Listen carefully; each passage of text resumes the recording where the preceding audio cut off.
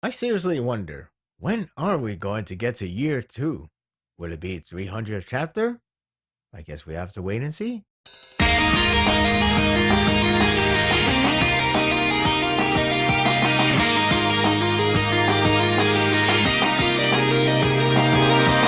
Class 1A has been year 1 for ages by now. There's another round of internship on its way because we need to make that particular topic good. But first, it's time for Christmas! If only that's happening in real life right now. Nevertheless, there's another calm but welcoming scenery before entering another arc with dangers. It is warranted to explain why another internship is happening, let alone so soon. Although it wants to torture me with dark memories, that or Kohi wants to cleverly tie in with anime season 4. Get it? Back to back internship arc. Ooh, that sounds amazing. Sounds like a nightmare.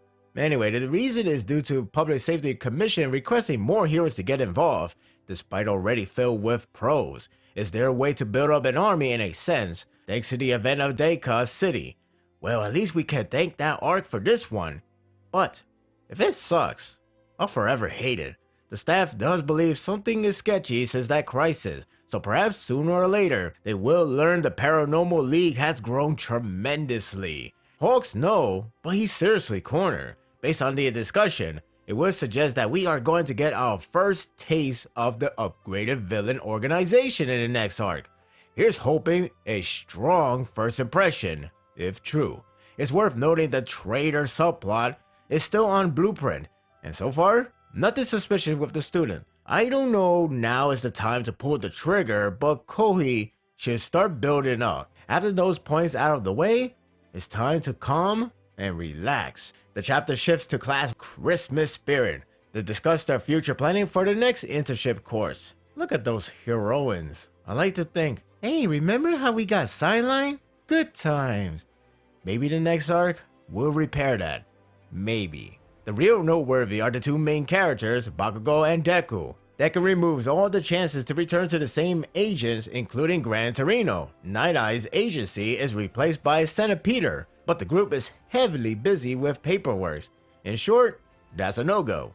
As for Bakugo, Best Genius is missing, so that already answers your question. However, I do appreciate the flashback with Bakugo's time with Genius. Aside from his rowdy behavior, he has some sort of attachment, taking his word of advice on Hero Alias. If Genius doesn't return, the hope of returning back to intern in year 2 will not happen.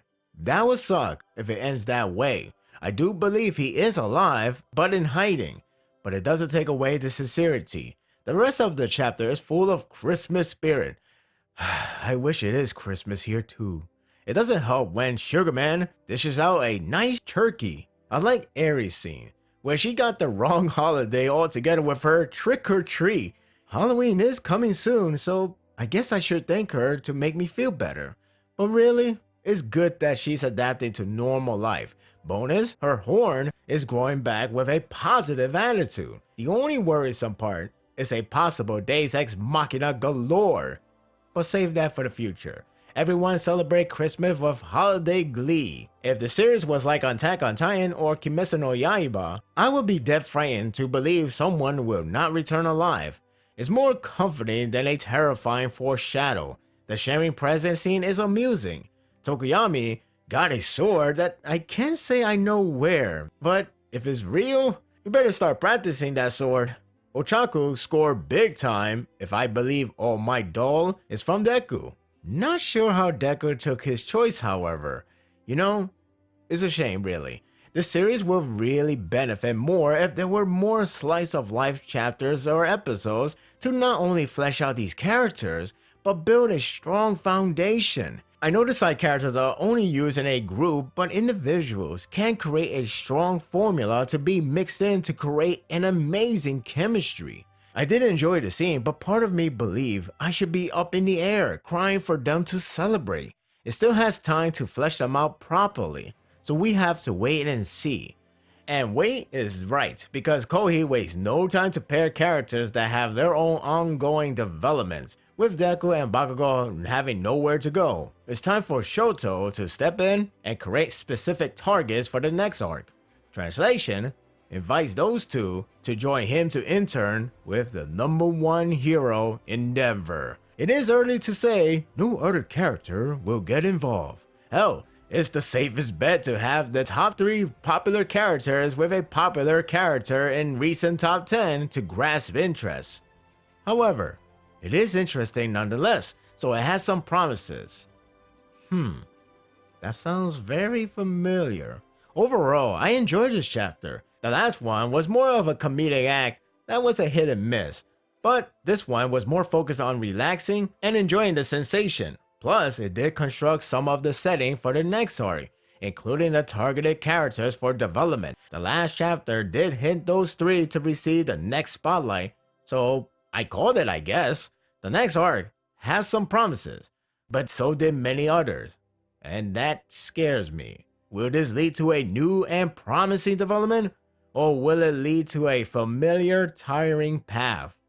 Please be a good remake. And that will do it for the review. I hope you enjoyed this one. Funny how you have those 3 top characters, and yet if you really want to make Deku to be the #1 character in the next popularity poll, I don't think this will help, unless you make Bakugo look weak as hell. Only time will tell. What do you think of this chapter? Share your thoughts in the comment section. If you like this and want more of this, subscribe to my channel, and my world will be yours to stay. Until next time, take care.